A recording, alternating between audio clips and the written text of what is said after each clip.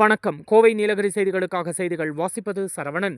உதகையில் உள்ள பழங்குடியினர் பண்பாட்டு மையத்தில் நடைபெற்ற கூட்டுறவு வார விழாவில் 37 பயனாளிகளுக்கு 344.05 லட்சம் மதிப்பில் கடன் உதவிகள் வழங்கப்பட்டன.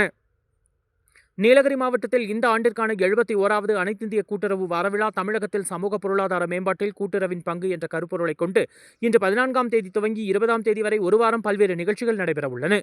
இந்த விழாவின் துவக்க நிகழ்ச்சியாக மாவட்டத்தில் உள்ள அனைத்து கூட்டுறவு வங்கிகள், தொடக்க வேளாண்மை கூட்டுறவு கடன் சங்கங்கள் ஆகியவைகளில் கூட்டுறவு கொடியேற்றும் நிகழ்ச்சி நடைபெற்றது.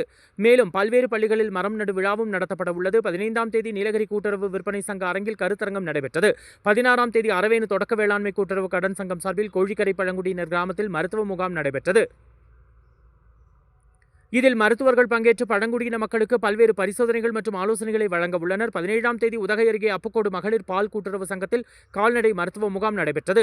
அதேபோல் 18ஆம் தேதி எருமாடு கப்பாலா பணியர் நில குடியேற்ற பண்ணை சங்கத்தின் சார்பில் சிறப்பு உறுப்பினர் கல்வித்திட்ட முகாம் நடக்கிறது. 19ஆம் தேதியான இன்று காலை 12 மணிக்கு உதகையில் உள்ள பழங்குடியினர் பண்பாட்டு மையத்தில் கூட்டுறவு வாரவிழா சிறப்பாக நடைபெற்றது. அரசின் தலைமை கொறடா கா. ராமச்சந்திரன் மற்றும் மாவட்ட ஆட்சித்தலைவர் திருமதி லட்சுமி பவ்யா தண்ணீர் இயாப்பா ஆகியோர் கலந்து கொண்டு கடன் உதவிகளை வழங்கினர்.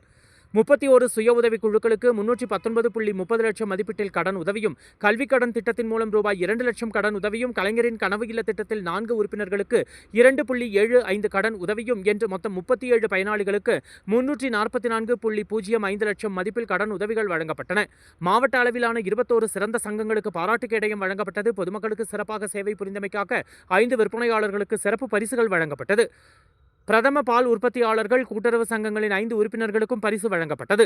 கூட்டுறவு பணியாளர்களுக்கு மாவட்ட அளவில் நடைபெற்ற விளையாட்டுப் போட்டிகளில் வெற்றி பெற்ற 20 பணியாளர்களுக்கு பாராட்டு கேடயம் வழங்கப்பட்டது. பேச்சுப் போட்டியில் வெற்றி பெற்ற 7 மாணவிகளுக்கு பரிசு பொருட்கள் வழங்கப்பட்டன. கோவை நீலகிரி செய்திகளுக்காக எமது சிறப்பு செய்தி ஆசிரியர் தமிழ் வெங்கடேசன்.